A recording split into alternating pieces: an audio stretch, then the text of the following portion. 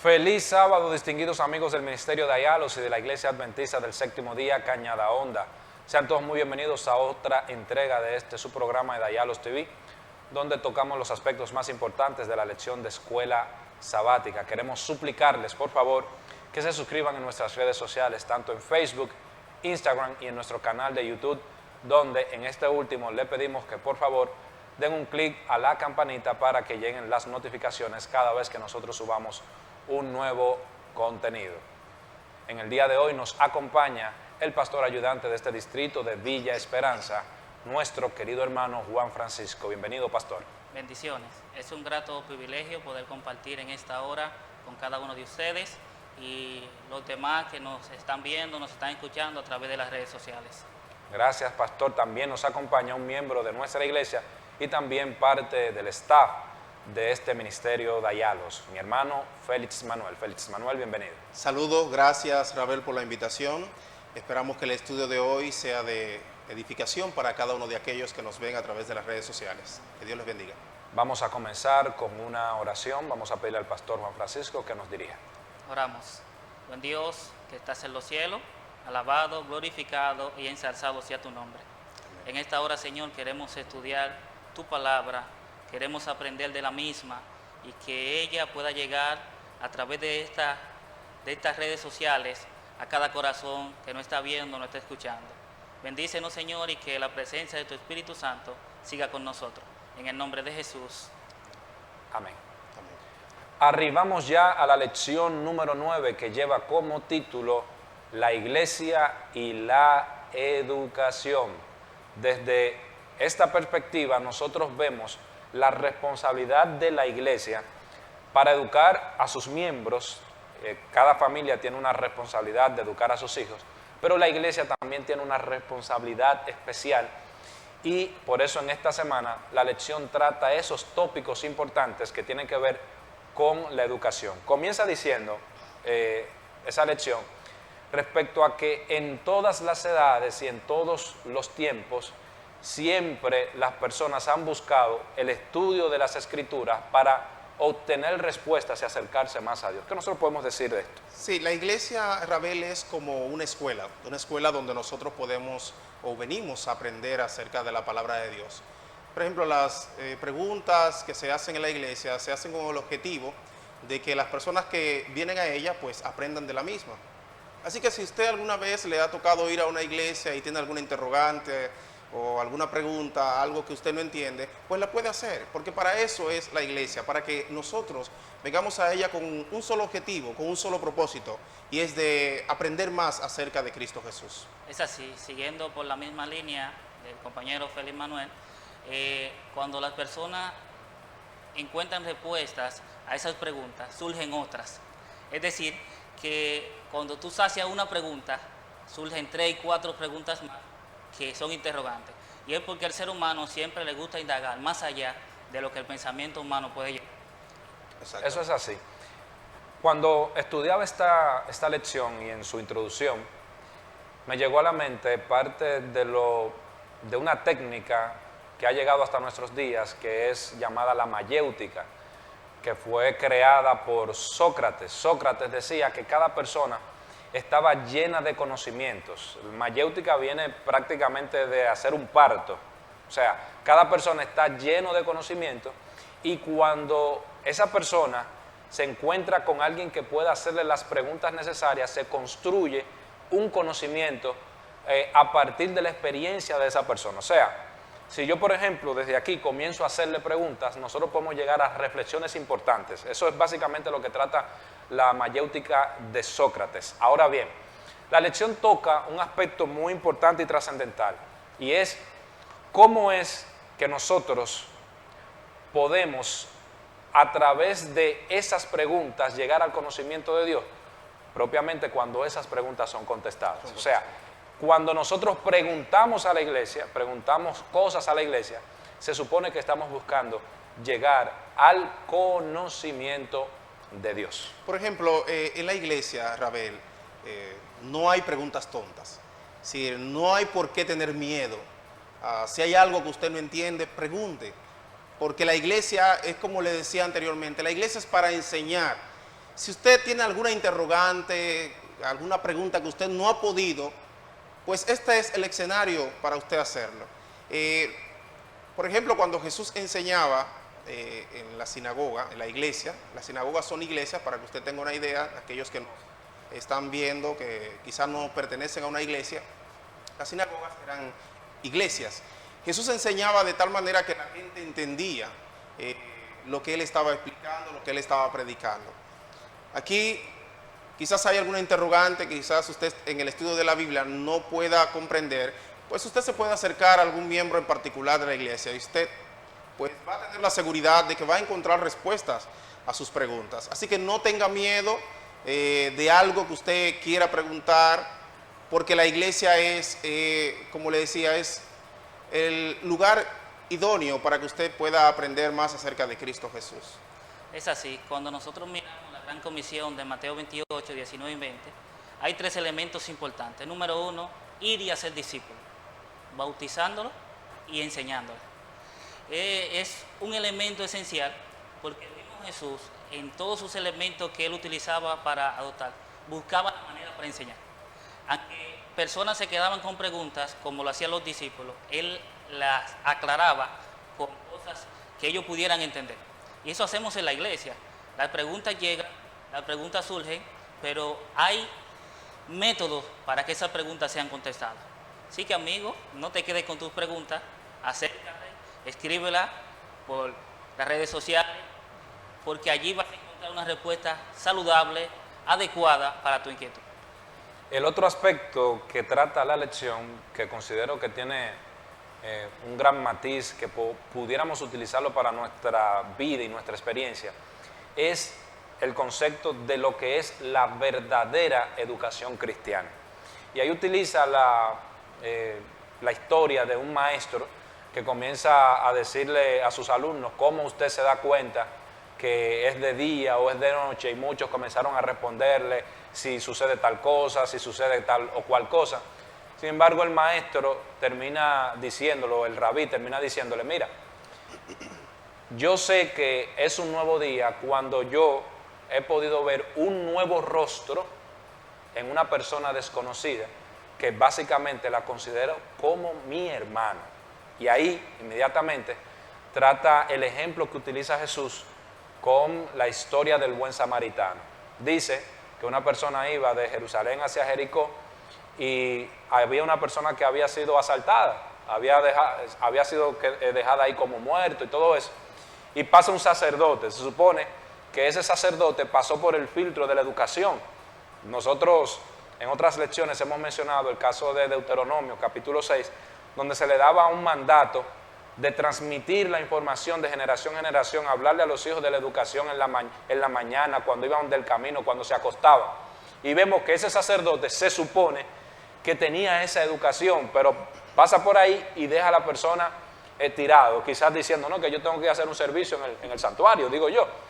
Luego pasa un levita, también una persona que dentro del pueblo de Israel se supone que era muy ligado a la educación y a la administración de las cosas de Dios, y también pasa de largo. Entonces, la historia trata de ese samaritano, una persona que era un desechado por parte del judío, o sea, el judío no quería saber del samaritano. Había separación. Había una separación entre ellos. Se supone que él no tenía la misma educación que tenía ese hermano judío.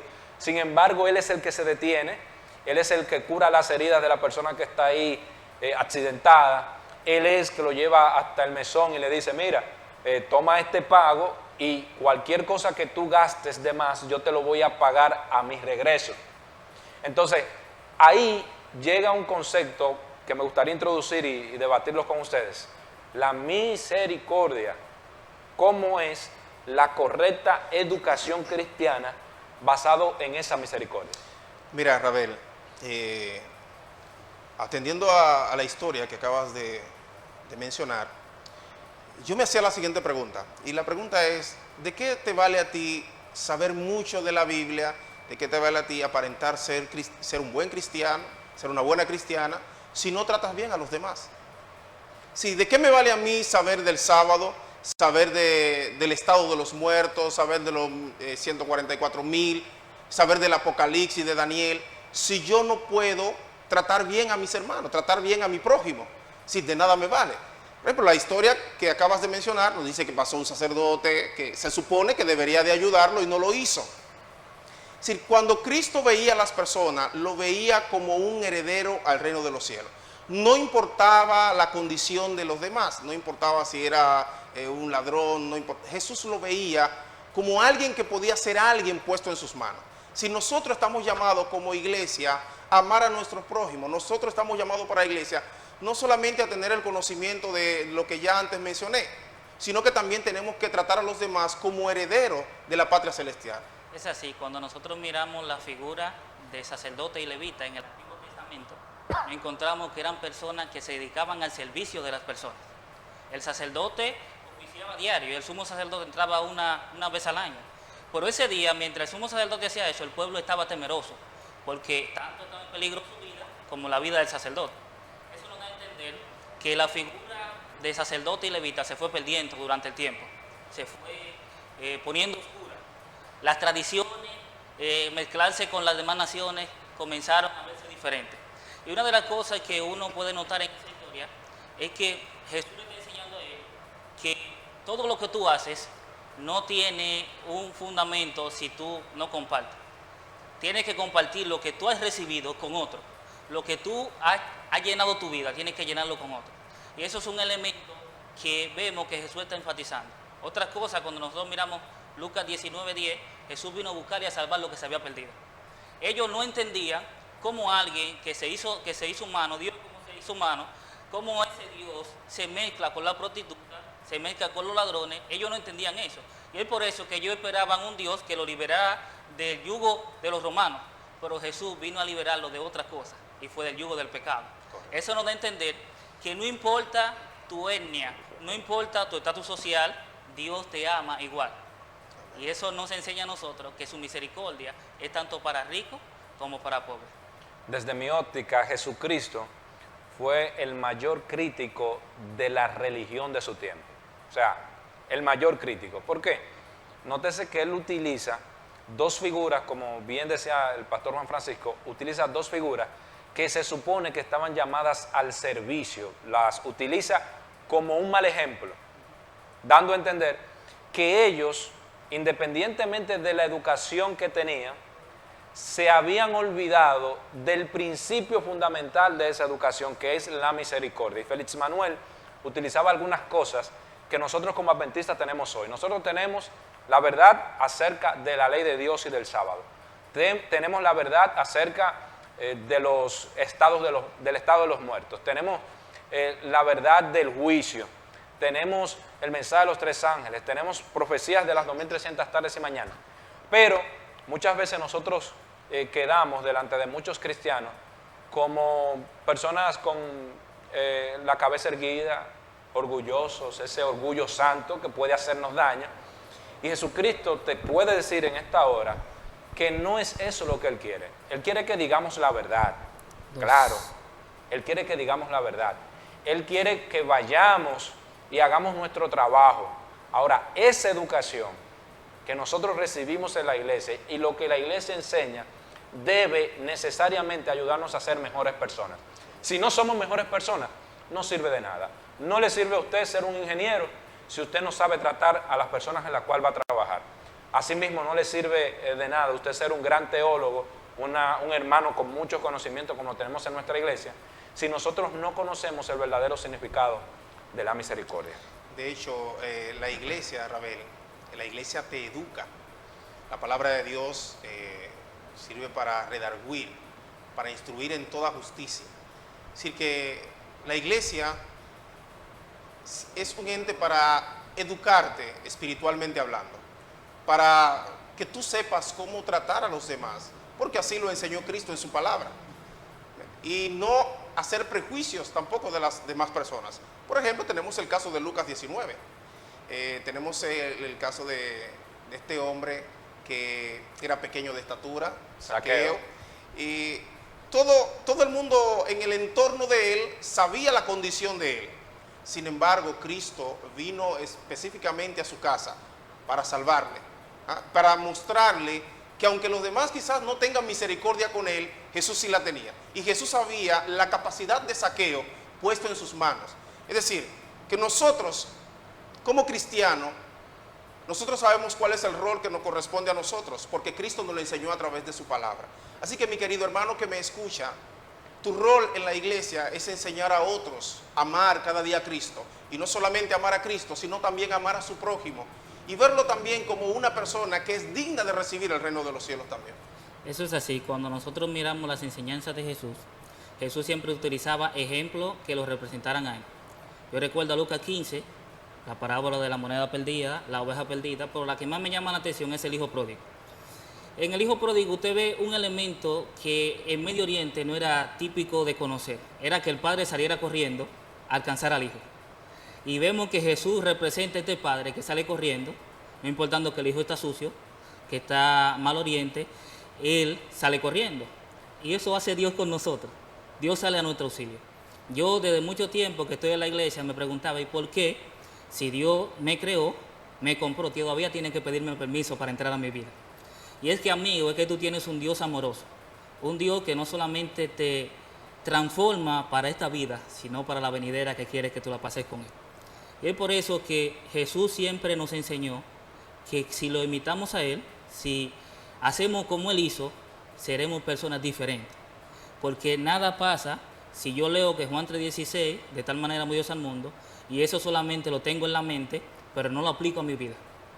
Es un elemento esencial cuando tú te llenas de conocimiento, pero ese conocimiento transforma tu vida, transforma tu familia, transforma a los compañeros de trabajo, y eso nos enseña a nosotros que la palabra está viva todavía y sigue transformando vidas. Amén. El otro punto de vital importancia que trata la lección es que nosotros estamos llamados a ser luz. Y utiliza un texto que lo voy a leer, Mateo 5, 14 a 16. Vosotros sois la luz del mundo. Una ciudad asentada sobre un monte no se puede esconder, ni se enciende una luz y se pone debajo del almud, sino sobre el candelero, y alumbra a todos los que están en la casa. Así alumbre vuestra luz delante de los hombres, para que vean vuestras buenas obras y glorifiquen a vuestro Padre que está en los cielos. Miren qué bonito. Jesucristo utiliza y dice el ejemplo de una ciudad. ¿Cómo usted puede esconder una ciudad que esté en un monte? Se supone que el monte es el lugar más alto. Si usted pone una ciudad en lo alto, se supone que desde abajo todo el mundo ¿qué? Todo el mundo lo va a ver. Entonces, ¿qué nosotros podemos decir respecto a nosotros como luz del mundo? Yo sé que Jesús dice en su palabra, Él mismo dice, yo soy la luz del mundo. Nos llama a nosotros también a ser luz. ¿Cómo nosotros podemos aplicar esto desde el punto de vista de la educación? Mira, Jesús nos está llamando a todos a ser luces en medio de la oscuridad, en un mundo lleno de caos. El Señor nos está llamando no solamente a ser luces, sino también a ser puros, a ser pacificadores. Jesús nos está llamando a nosotros a hacer la diferencia. En un mundo que está en pleno desorden moralmente hablando, Jesús nos manda a hacer la diferencia a cada uno de nosotros. Por eso el Señor fue muy enfático cuando le dijo a los discípulos, o cuando nos dice a nosotros a través de su palabra, que somos la luz del mundo. Jesús nos manda a ser diferente, es decir, no sean como los demás, no sean como parte del montón, sino que entre todas las cosas ustedes sean la diferencia. Por ejemplo, un caso típico es que cuando no hay luz, ¿verdad? Cuando todo está en oscuridad y llega la luz, ¿qué ocurre con la oscuridad? Se desvanece. Si nosotros se va totalmente. Nosotros estamos llamados para inculcar en las personas a Cristo en su corazón. Esa luz que brilla en nosotros, que algún día nosotros conocimos, pues esa es la luz que nosotros también tenemos que transmitirle a los demás. Y esa es la luz de Cristo, que tiene que brillar en cada corazón de cada ser humano. Hablando de la luz, recuerdo cierta ocasión que estaba teniendo un devocional por Zoom y se me fue la luz. Los compañeros que me estaban viendo se estaban riendo. Yo me estaba alumbrando con otro celular para poder me vean en la cámara. Y así tuvimos el devocional y al final los compañeros no reían, ¿no? Porque decía lo que hace la oscuridad. Pero esa pequeña luz que yo estaba utilizando hizo que yo me pudiera ver con los compañeros. Eso pasa a nosotros. A veces se enciende una pequeña luz en una comunidad y la gente dice, pero eso no va a seguir creciendo. Y es que eso se contagia. Yo no sé esto, cuando uno conoce a Jesús, eso es como contagioso. Yo quiero seguir. A veces hay personas que se quedan sentados, sí, pero cuando esa pequeña luz comienza a crecer, aparece otra luz. Yo contagié a Rabel siguió contagiando a su familia, y cuando viene a ver, la ciudad entera está contagiada, Efectivamente. está alumbrada. Yo recuerdo un señor que lo eligieron a viva voz como presidente de la Junta de Vecinos. Él no quería, pero el pueblo le dijo sí, porque el hombre era serio. El hombre, si te debía 5 pesos, iba ahí. Y ellos entendían que aunque no estaba ahí, ese hombre alumbraba a la comunidad. La comunidad podía ser perversa, pero ese hombre marcaba la diferencia. Y eso estamos llamando nosotros, a marcar la diferencia donde estemos. En la universidad, en la escuela, donde quiera que estemos, hay que marcar la diferencia, porque en ti hay una luz que no la tiene el mundo, y es la luz de Jesús en nuestro corazón. A mí me gusta mucho poner en contexto cuando Jesús está hablando. Recuerden que Jesús está hablando desde la ribera de Galilea, una zona que estaba siendo sometida por el yugo romano. Y Jesucristo, en medio de esa ciudad, incluso se habían levantado grupos como los celotes. Algunas personas entienden que el mismo Barrabás pertenecía a ese grupo, un grupo revolucionario. Aunque ellos no tenían toda la tecnología que tienen los organismos del Estado para determinar qué hay aquí o qué no hay, sí ellos se daban cuenta de todo lo que pasaba en cualquiera de sus provincias como Imperio Romano.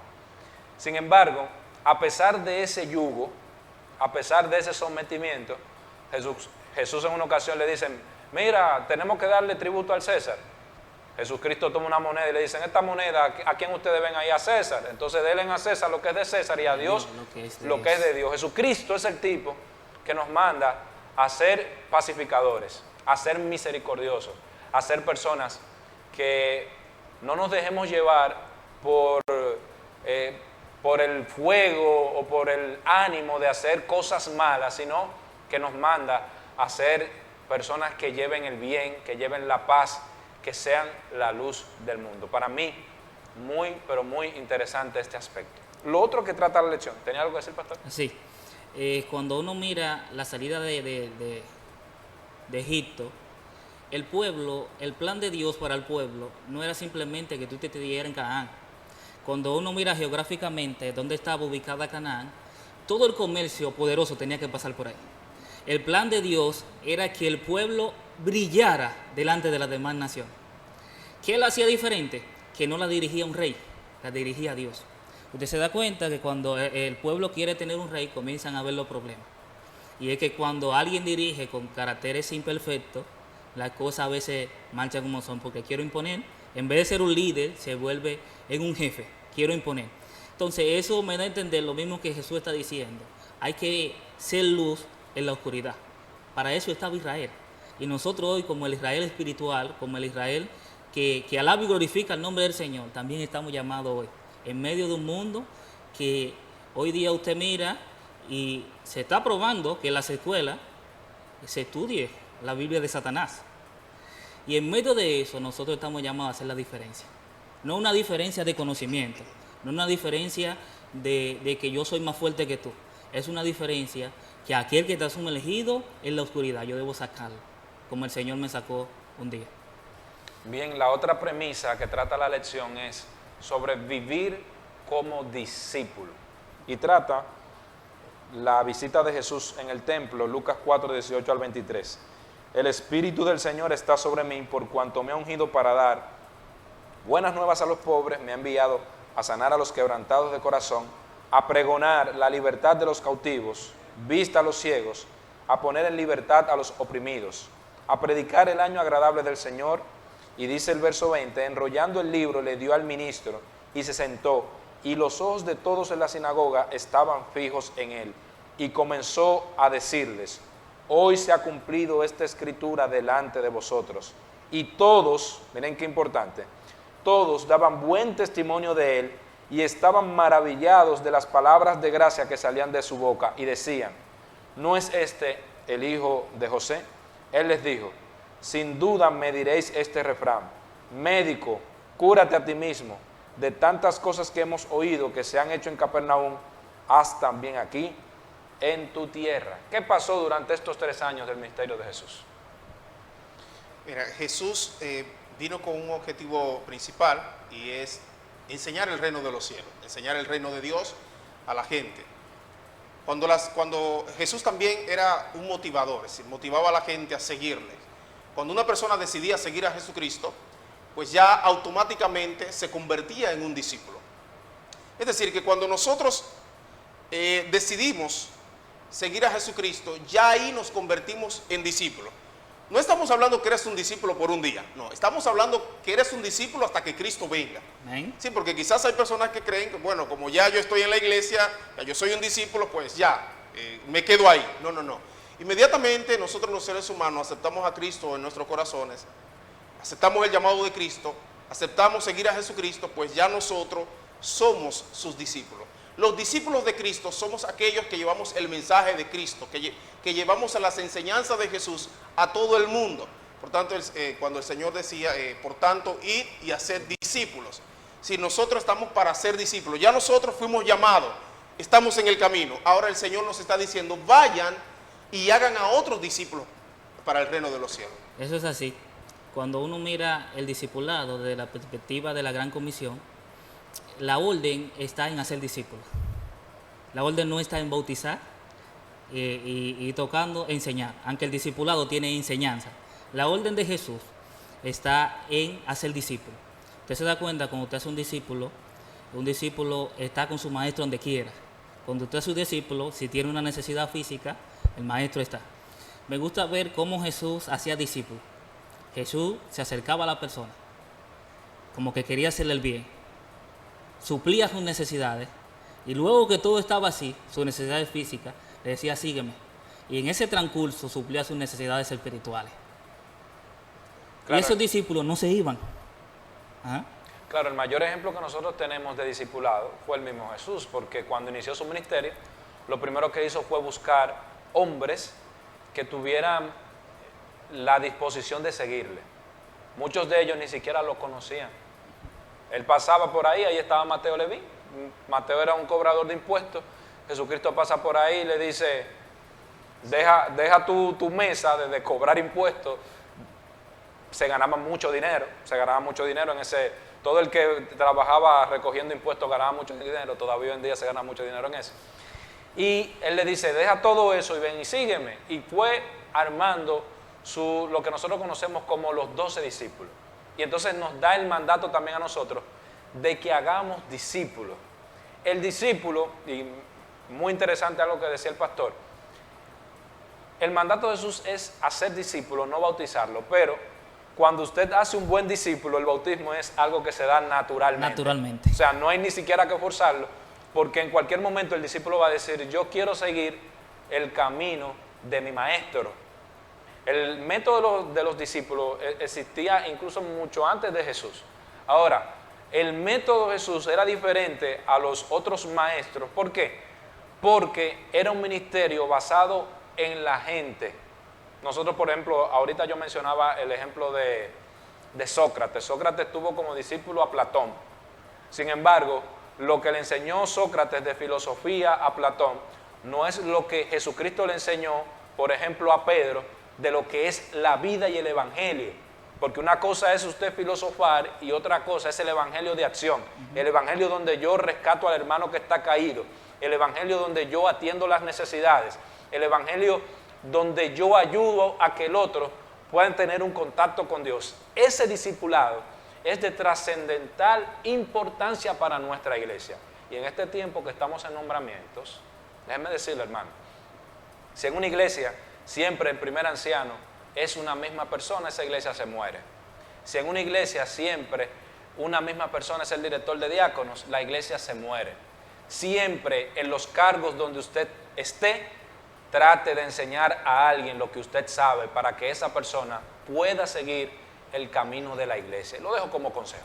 Algo que me gusta particularmente de la iglesia, nuestra iglesia, es que nuestra iglesia se enfoca siempre en instruir, enseñar a otras personas a ser líderes. Sí, esta iglesia se se basa en eso, si no simplemente un líder, sino que enseña a otros también para que puedan en el mañana pues dirigir la iglesia. Miren, yo creo que una de las cosas que va a dar resultado en la iglesia es cuando la iglesia implemente el método de Cristo. Eso es lo único que va a dar resultado a que las personas puedan venir. Si nosotros utilizamos el método nuestro, humanamente hablando, no va a dar resultado. Si lo único que va a hacer que la iglesia crezca es cuando todos nosotros los miembros utilicemos el método de Cristo. Eso es lo único que va a dar resultado, señores. Que era lo que hacía Jesús. Como decía el pastor, Jesús se hacía amigo de la gente, ¿verdad? Conocía sus necesidades, suplía sus necesidades y después entonces les decía, sígueme. Es decir, ¿cómo una persona no va a seguir a Jesús con necesidades así básicas, por ejemplo? Por ejemplo, estamos en pandemia ahora mismo. La gente necesita cubrir muchas necesidades. La gente tiene ahora muchos problemas económicamente hablando. Si nosotros como iglesia estamos para ayudar a la comunidad, porque la iglesia es parte de la comunidad, atraer a esas personas ahora a los pies de Jesucristo. Hay muchas personas que están conociendo el Evangelio de Jesús más acerca, más a fondo, por motivo de esta pandemia. Por ejemplo, un caso muy reciente es una tía mía que me llamó en estos días cuando iniciaba, bueno, en estos días no, en el mes de marzo cuando inició la pandemia aquí en República Dominicana, ella me decía, mira, yo he entendido que Dios tiene un propósito para mí. Es decir, yo le estoy hablando de alguien que no hubiese asistido a una iglesia. Y ella me decía, mire mi sobrino, yo he entendido que el Señor me está llamando y yo he decidido aceptar a Jesucristo en mi corazón. ¿Entiende? Y ella está asistiendo a su iglesia.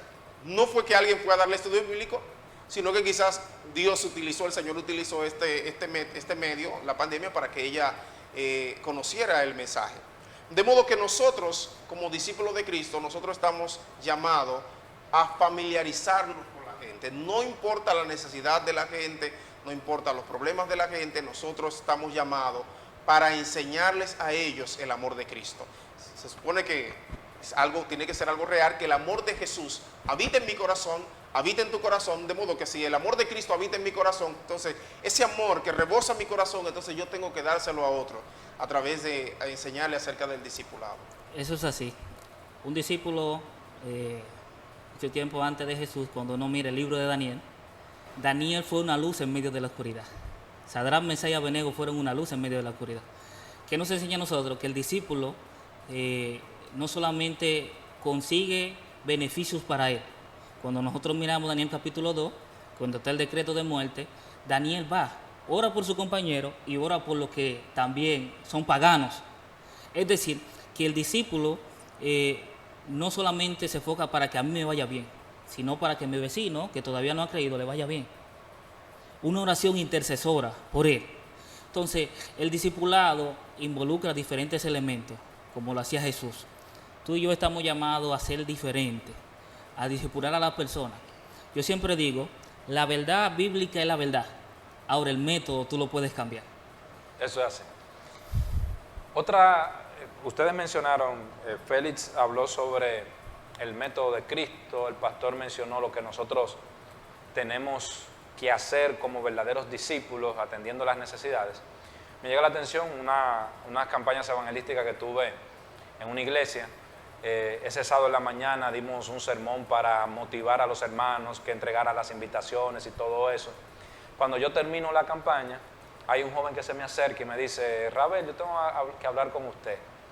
Usted sabe lo que me pasó a mí el sábado cuando usted mandó a hacer el trabajo y entregar la invitación a la campaña, que yo pasé por la parada de los motoristas y le entregué una invitación a uno de los motoristas y el motorista me devolvió la invitación hacia atrás y me dijo, varón, usted pasa todos los sábados por ahí y usted no saluda a nadie. Ahora porque usted tiene campaña, usted viene y le habla a uno. Wow. Miren qué lección le dan algunas personas en la calle a nosotros como cristianos. O sea, usted está llamado a ser luz, a ser discípulo. El discípulo de Cristo es una persona que influye en los demás hasta en la manera en cómo se comporta en la calle. Porque, ¿qué de pesado pudiera tener usted pasar por una parada de motorista y decir Dios te bendiga, Dios le guarde? O sea, ¿cuál es el problema? Eso no debería ser un problema.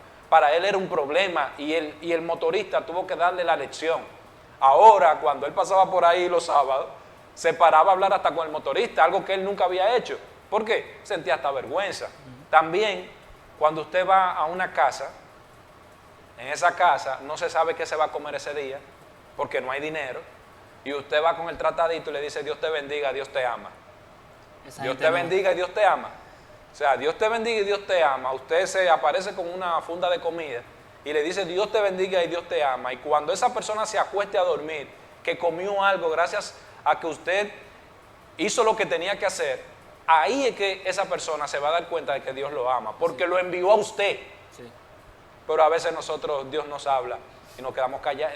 No se escucha, se está perdiendo la señal. Sí. ¿Por qué? Porque a veces tenemos que... Hay historias de personas que le han dicho, y lo he escuchado en algunos testimonios, que Dios le ha dicho, ve donde fulano y entrégale tanto de dinero. Dice, Señor, pero eso es lo único que yo tengo. Vaya y hágalo. La viuda de Sarepta. Sí, así. Entonces, señores, miren, nosotros tenemos que vivir este cristianismo a toda plenitud. A toda plenitud. Otro elemento importante que trata la lección es cómo nosotros podemos buscar la verdad. Albert Einstein decía que el secreto está en no dejar de preguntar. ¿Cómo nosotros buscamos la verdad? Bueno, la verdad es Cristo. San Juan capítulo 14 nos da a nosotros la respuesta. La verdad es Cristo y Él es que nos conduce a nosotros hacia el Padre que es Dios. Tú decías algo que me impactó sobre el chico y bueno, voy a ir un poquito atrás, sobre la literatura que le dio el joven al motorista. Miren, la Biblia nos manda a nosotros a ser amables con la gente.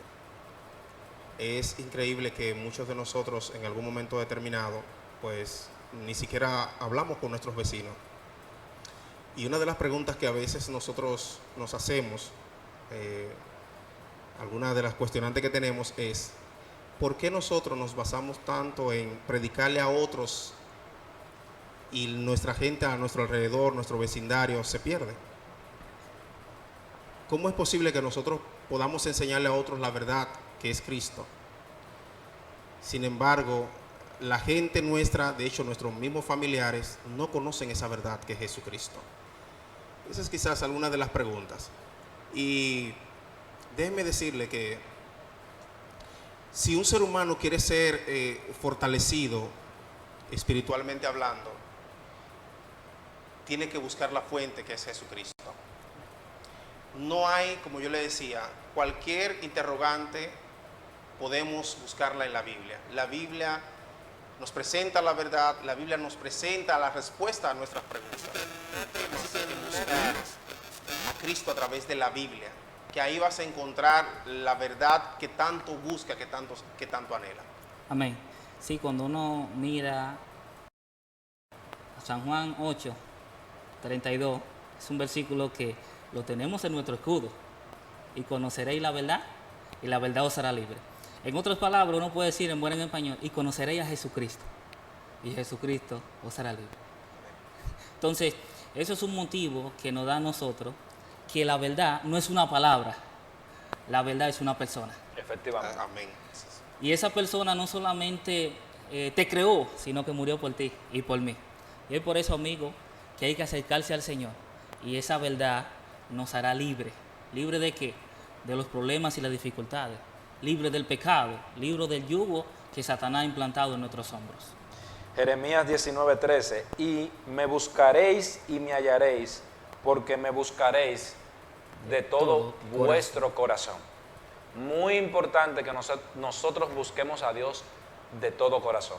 Lamentablemente se nos ha acabado el tiempo y no me gustaría dejar de tocar un tópico que trata la lección, y es cómo nosotros estamos llamados a vivir la vida desde ese aspecto de la iglesia y la educación. Nosotros estamos llamados, Rabel, para vivir la vida cristiana a la altura de la palabra de Dios, a vivir la vida cristiana como Jesús nos enseñó, a ser humildes, a ser mansos de corazón. y a buscar y regocijarnos cada día en la fuente que es Jesucristo.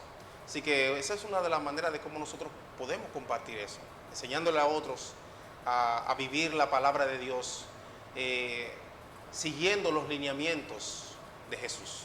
Eso es así. Cuando uno mira San Juan 1, uno ve en el principio era el verbo. Yo siempre cuando hablo de Juan 1, digo, ¿qué le da sentido a la oración? Es el verbo. Entonces el verbo le da sentido a tu vida, que es Jesús. Entonces eso nos da a entender que vivir la vida es vivir la vida en cercanía con Jesús, conectarse con Él, dejar que Él fluya en nuestro corazón, que Él lo transforme, como dice el salmista. Creo, Dios, en mí un corazón limpio y renueva un espíritu recto dentro de mí. Pablo, tratando este aspecto, primero nosotros vemos que la visión neotestamentaria de la iglesia es donde estén 2 o 3 reunidos en el nombre de Cristo, ahí estará Jesús para darnos su bendición. Ahora bien, nosotros tenemos que tratar los temas muy importantes para nuestra iglesia. Primero, que Cristo es creador del cielo, de la tierra, está desde allá, desde el Génesis. Juan capítulo 1, de los versículos 1 en adelante, lo confirma. Él es el creador del cielo y la tierra, Él estuvo desde el principio. Él murió por tus pecados. Y no solamente que murió, importante, resucitó. Amén. Nosotros tenemos que enseñar eso, que nuestra filosofía de vida esté basada en ese Jesucristo que va a cambiar, que cambió la historia, que va a cambiar el torno, que va a cambiar en torno a lo que nosotros tenemos hoy como sociedad, dependiendo del trabajo que nosotros hagamos como discípulos de Él. Entonces Jesucristo está esperando de nosotros esa entrega devota de nosotros para Él seguir terminando la obra que Él tiene que terminar. Y por eso nosotros somos clave importante en este plan tan maravilloso de la salvación. Nosotros tenemos que vivir como Cristo vivió. Amén. Sabe que Jesús le enseñaba a la gente no lo que la gente quería, sino lo que la gente necesitaba. La iglesia está llamada para enseñarle a la gente o para darle a la gente no lo que la gente quiere, sino lo que la gente necesita. Y la gente hoy en día lo que necesita es a Cristo en su corazón. Por eso la iglesia está llamada para que la gente entienda que estamos viviendo tiempos peligrosos, que estamos viviendo ya tiempo de tomar una decisión, y esa decisión tiene que ser una decisión para vida eterna. Esa decisión, mi querido amigo, la tienes tú en tus manos. Nadie va a tomar una decisión por ti, solamente tú tomas la decisión. Y yo creo que la decisión más importante para ti, mi querido amigo que me escucha y que me ve, es acercarte a Cristo. A través de su palabra vas a encontrar la verdad. A través de su palabra vas a encontrar la luz, y esa luz se llama Jesucristo. Amén. Es así. Cuando Jesús alumbra nuestras vidas cambian. Somos tomados diferentes. La sociedad ve en nosotros algo diferente. Así que, como dice el apóstol en 1 Corintios 6, que hoy es el día aceptable, hoy es el día de salvación. Amén. Señores, lamentablemente no hay tiempo para más. Muchas gracias por habernos acompañado en esta otra entrega de su programa de Dayalos TV. Recordarles por última vez que se suscriban a nuestras redes sociales, tanto en Facebook, Instagram y en nuestro canal de YouTube. Nos vemos en la próxima y vamos a concluir con una oración. Adelante, hermano Félix Manuel. Oramos. Padre, te damos gracias en esta hora. Gracias por permitirnos estudiar tu palabra. Esperando, Señor, que estas palabras nos ayuden a crecer espiritualmente. No solamente a nosotros que estamos aquí, sino a aquellos que nos ven a través de las redes sociales. Amén. Que tus bendiciones, Señor, les alcancen y que a través del estudio de esta lección ellos puedan acercarse más a Cristo Jesús. Amén. Gracias, Señor, en el nombre de Jesús. Amén. Gracias, pastor. Gracias, Félix Manuel. Bye.